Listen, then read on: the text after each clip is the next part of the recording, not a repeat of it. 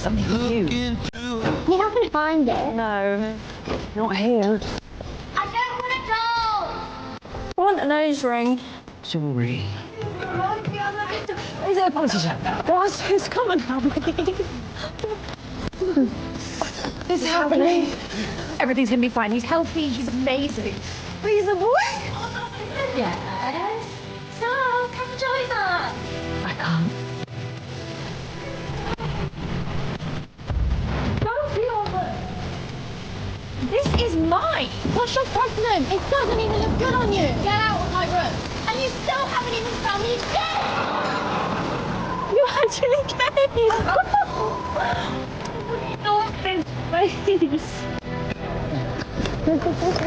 Oh, Sal, get out! What are you doing up there? Hurry up!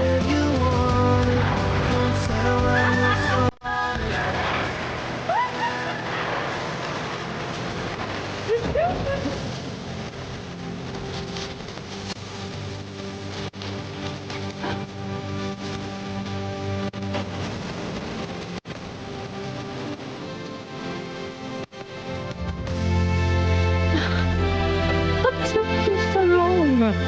You.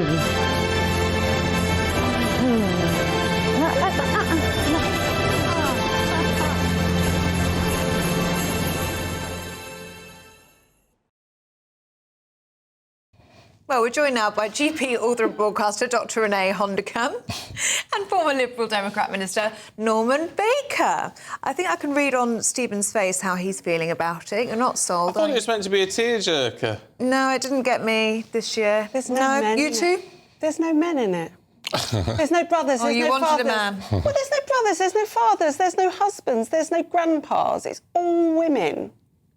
Christmas is about family, which includes men and women. OK, so you're missing the men, Norman? I didn't think it did very much for me. I wasn't really clear what it was advertising, and you know, some of the adverts in the past, which have been really good adverts, you think that's a great advert, but what was the product?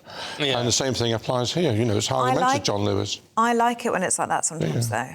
Especially with ones that have gone previously with the animated animals and going on a journey together. I think it could be a tearjerker, but that wasn't really. It's very confusing. I think it would take people a bit to work out what's actually going on. Well, she's looking for a present. She's going back in time. You don't even know what she bought. We don't know what she bought. No, I wanted to see what she bought. I thought there was something in an earlier trailer about a pink jumper or something, but that seems to have gone by the by. Maybe that was a... I don't know, it just seems so utterly pointless to me. Yeah. I agree. Let's talk Director of Communications at the Advertising Association, Matt Bourne. Matt, are you inspired to go to John Lewis after that? Good morning. Nice to speak to you. I think the John Lewis ad this year is definitely celebrating the idea of physical retail. You know, we do a lot of shopping these days online, and really, I think one of the key things. This is the third of the trilogy of John Lewis ads that have been running since September, and each one is really looking to remind people of the joy of going in store, but also that kind of emotions involved in picking the perfect gift for someone that really matters in your life.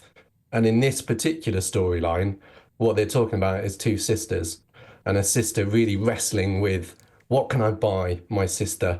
And the Narnia sort of trick in this ad, sort of stepping through and looking through all these different memories in order to find the perfect gift, I think is a neat storytelling device. And as a Richard Ashcroft fan, I have to say that I just loved the music to this one, even before I was kind of, drawn into the story. Drawn the John Lewis ad... Oh, sorry. Go on, darling. No, please. Does the storyline work for you, though? Because, I mean, we're looking at the inbox now and it's people saying, I don't get it. I don't get what's going on. I mean, some people thinking it looks like the sister's dead. Others saying, can you explain it to me, please? I mean, this whole idea of stepping through Narnia and going through time, I mean, it's all a bit complicated, isn't it? I mean, isn't it best when adverts are simple and they strike you more, perhaps, when they're more simple?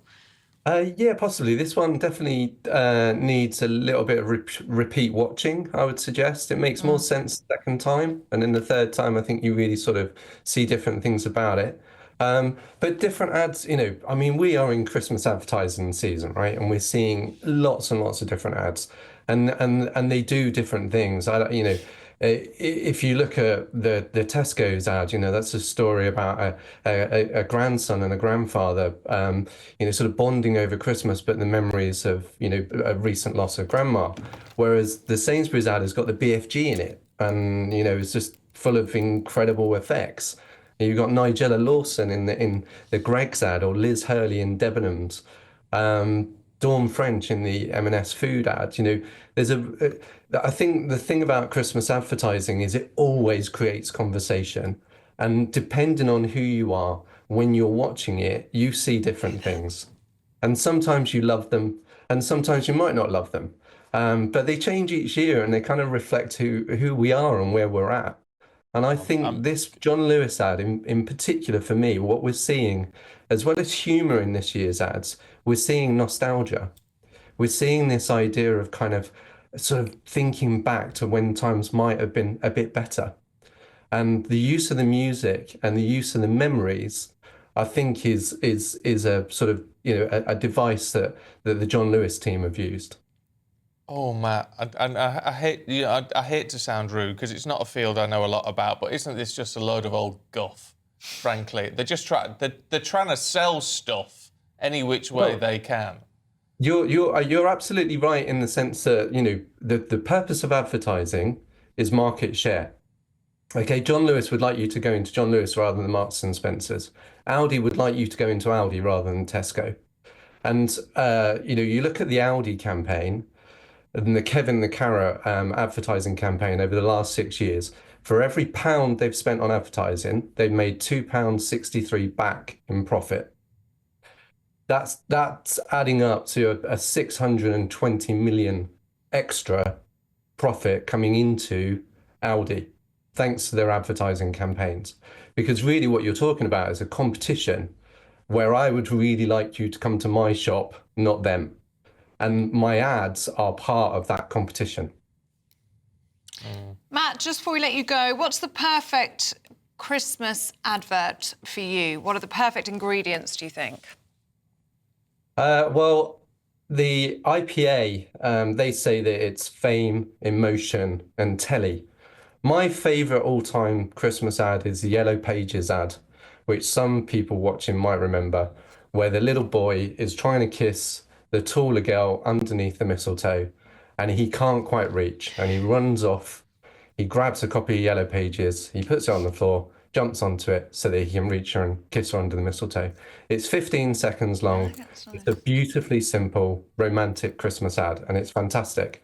And I think, that when you get really clever stories in ads that work like that, you remember them forever. Yeah, well, it was a clever one, has to be said. Matt, good to see you. Thank you very much indeed. Thank you. We're distinctly unimpressed here, we have to say. However, John Allison's been in touch and said, it's amazing. It's a mini work of art.